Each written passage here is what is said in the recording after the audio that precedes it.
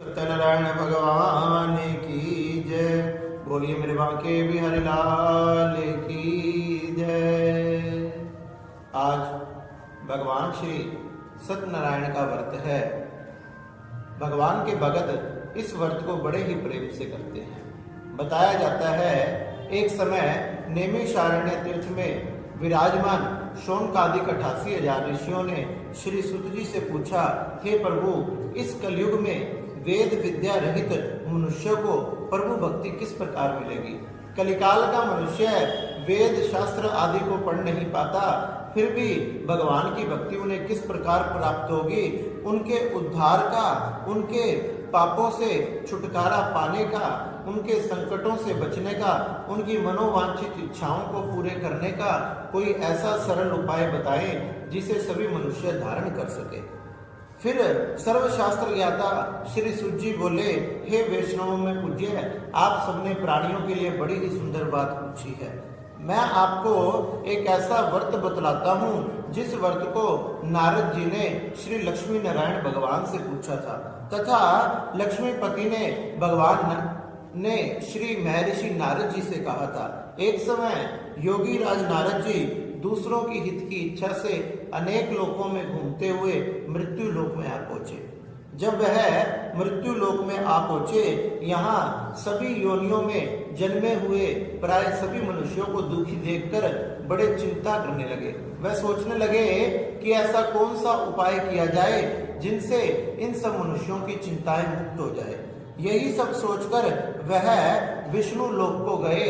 वहां पर श्वेत वर्ण 4 भुजा वाले देवों के देव नारायण भगवान को देखकर कहने लगे, हे भगवान, आपके चरणों में मेरा प्रणाम है।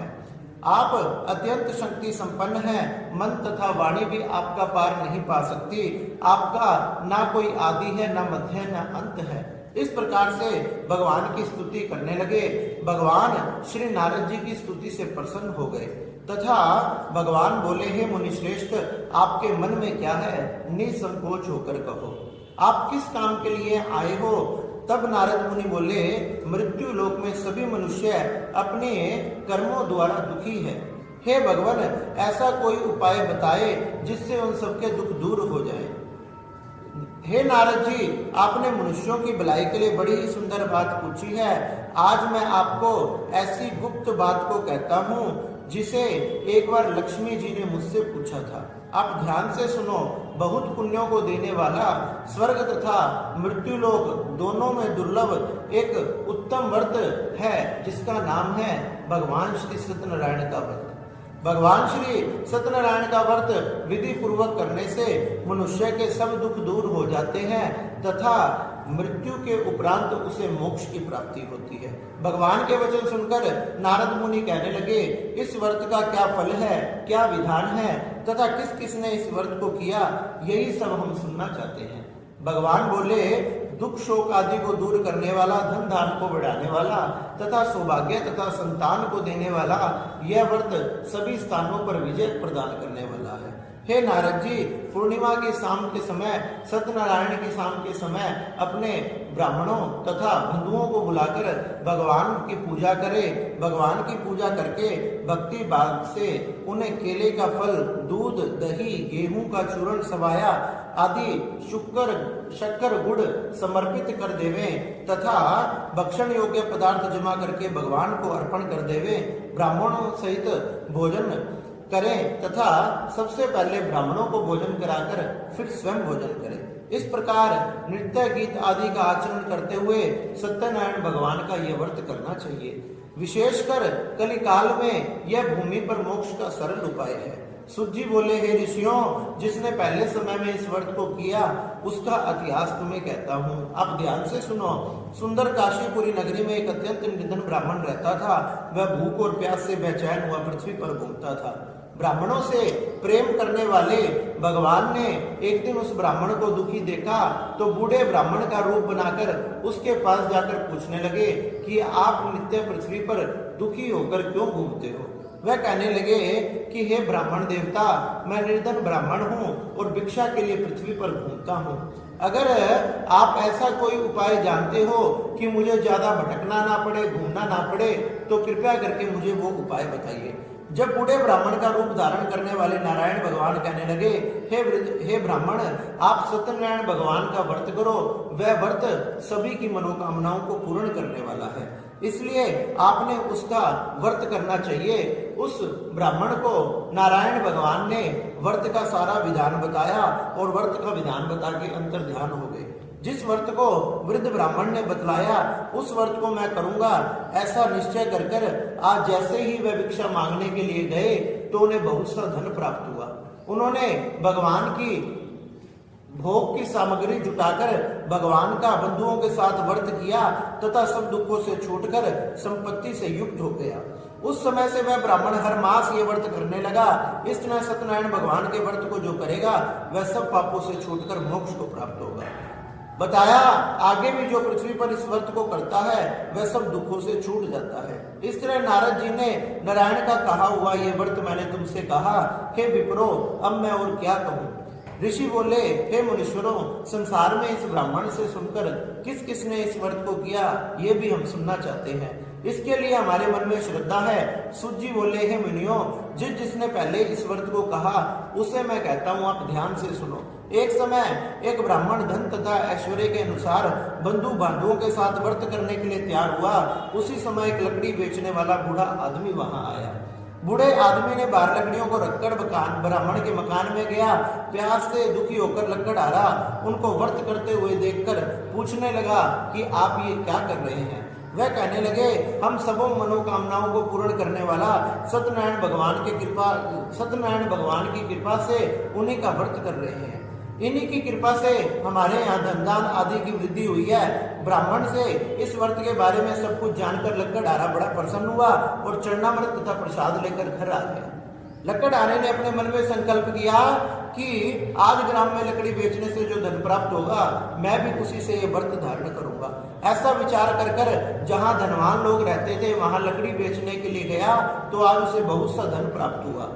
उसे रोज से दुगना दाम मिला। आज वह बड़ा प्रसन्न हुआ। वह भगवान के लिए फल फ्रूट तथा घी, शक्कर, गेहूं, दूध, दही आदि लेकर सत्यनारायण भगवान की पूजा की सारी सामग्रियां लेकर अपने भाइयों को बुलाकर विधि पूर्वक भगवान का पूजन करने लगा। उस व्रत के प्रभाव से वह बूढ़ा लक्कड़हारा धन तथा पुत्र आदि से युक्त हो गया और समस्त सुख भोग कर वैकुंठ को चला गया। सूत जी बोले, हे श्रेष्ठ मुनियों, आगे की कथा कहता हूँ, ध्यान से सुनो। पहले समय में उल्कामुख नाम का एक बुद्धिमान राजा था। वह सत्य वक्ता और जितेंद्रिय था। प्रतिदिन देव स्थानों पर जाता, गरीबों को धन देता तथा उनके कष्ट को दूर करता था। भद्रशिला नदी के तट पर उन दोनों ने सत्यनारायण भगवान का यह व्रत किया। उस समय वहां एक साधु वैश्य आया। उसके पास व्यापार से कमाया हुआ बहुत सा धन था तथा वो नाव को किनारे पर ठहराकर राजा के पास जाकर पूछने लगा कि आप ये क्या कर रहे हैं। हे राजन, मुझे भी बताएं, मेरी भी सुनने की इच्छा है। राजन कहने लगे, हे साधु, अपने बंधुओं के साथ मैं पुत्र आदि के प्राप्ति के लिए महान शक्तिमान सत्यनारायण भगवान का व्रत कर रहा हूँ। राजा के वचन सुनकर साधु आदर से बोला, हे राजन, मुझे भी इसका विधान बताइए, क्योंकि मैं भी इस व्रत को करूंगा। क्योंकि मेरे कोई संतान नहीं है। इस प्रकार राजा से सारा विधान जानकर वह बड़ा प्रसन्न हुआ। घर आकर अपनी स्त्री से संतान देने वाले इस चमत्कारी व्रत के बारे में बतलाया और कहने लगा, जब मेरे संतान हो जाएगी तब मैं इस व्रत को करूंगा। भगवान सत्यनारायण उसके संकल्प से प्रसन्न हो गए। 10वें महीने में एक सुंदर कन्या का जन्म हुआ जिसका नाम कलावती रखा गया।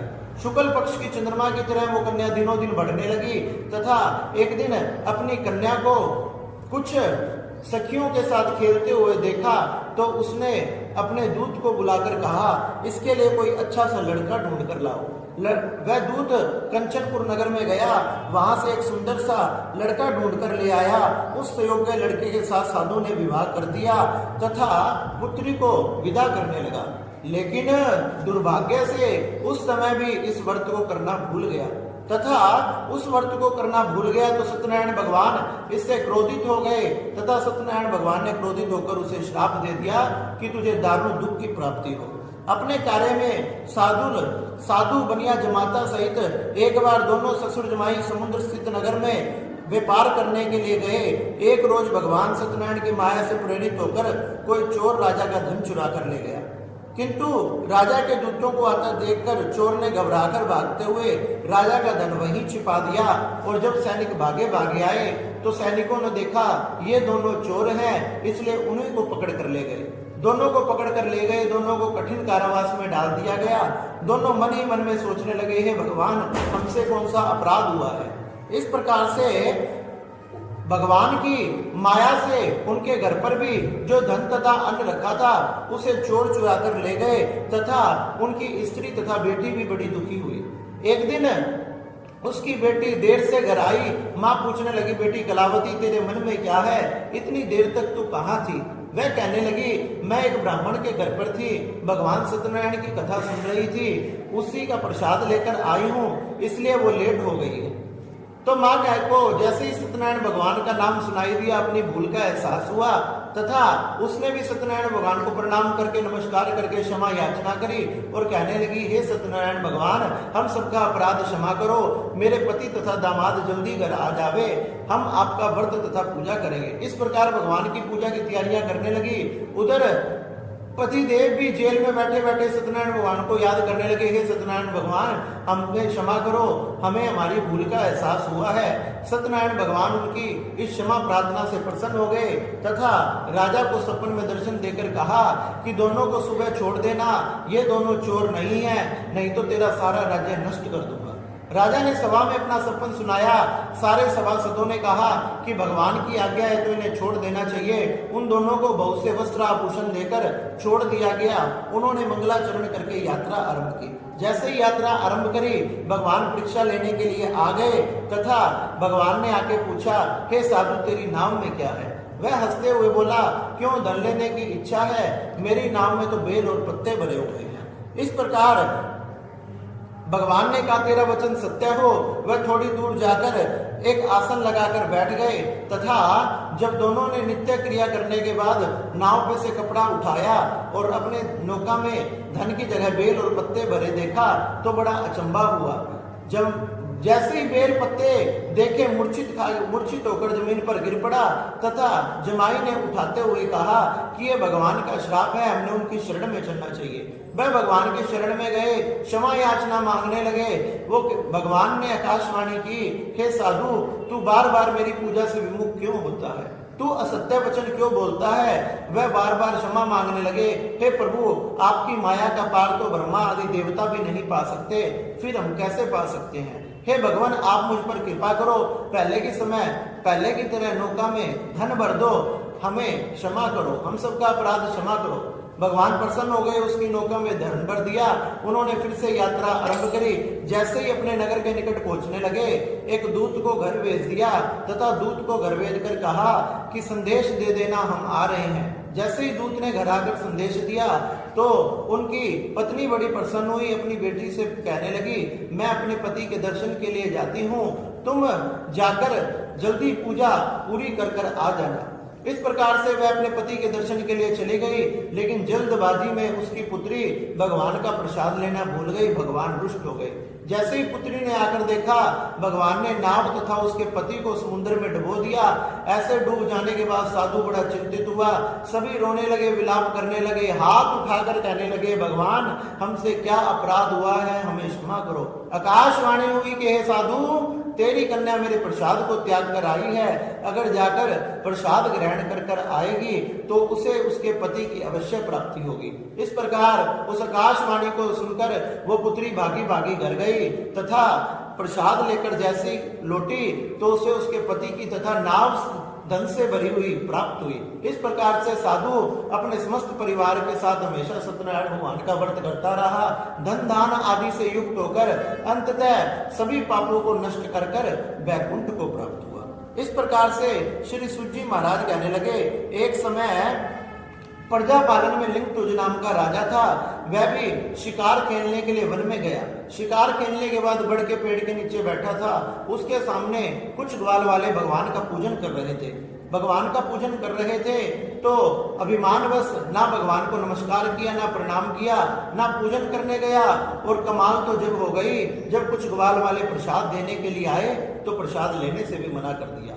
इस प्रकार जब जैसे ही अपने नगर को वापस लौटा, नगर चारों तरफ से नष्ट भ्रष्ट पाया, साधु संतों से पूछा तो उन्होंने कहा तुझसे जरूर भगवान का कोई अपराध हुआ है, अपनी भूल का एहसास हुआ। वापिस वन में आकर भगवान को नमस्कार करके पूजा करके प्रसाद लेकर जैसे ही लौटा, उसका नगर पहले से भी ज्यादा सजा हुआ था। इस प्रकार वह राजा भी समस्त प्रजा के साथ सत्यनारायण भगवान का व्रत करता रहा तथा सत्यनारायण भगवान का व्रत करते करते अंततः मोक्ष को प्राप्त हुआ। इसलिए हे शौनकादिक 88,000 ऋषियों, यह सत्यनारायण भगवान का व्रत बड़ी ही मनोवांछित इच्छाओं को पूर्ण करने वाला तथा पापों को नष्ट करने वाला है। जो मनुष्य भी इस दुर्लभ व्रत को करेगा, भगवान की कृपा से उसे धन की प्राप्ति होगी। निर्धन को धन की प्राप्ति, जो बंधनों में है उसके सब बंधन मुक्त हो जाएंगे। संतानहीनों को संतान की प्राप्ति होगी तथा सबकी मनोरथ पूरी होगी और अंततः वैकुंठ की प्राप्ति होगी। जिन्होंने पहले इस व्रत को किया उसके दूसरे जन्म की कथा को कहता हूँ। वृद्ध शतानंद ब्राह्मण ने सुदामा का जन्म लेकर मोक्ष को पाया तथा उल्कामुख नाम का राजा दशरथ होकर वैकुंठ को प्राप्त हुआ और साधु नाम के वेश्य ने मोरध्वज बनकर अपने पुत्र को आरे से चीरकर मोक्ष प्राप्त किया और महाराज तुंगध्वज ने स्वयंभू होकर भगवान में भक्ति युक्त कर्म कर मोक्ष को प्राप्त किया।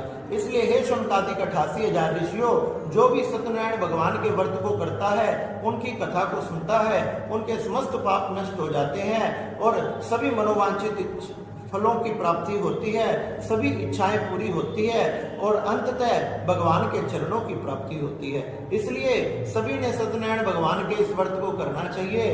सत्यनारायण भगवान सब पे कृपा करने वाले। बोलिए सत्यनारायण भगवान की जय।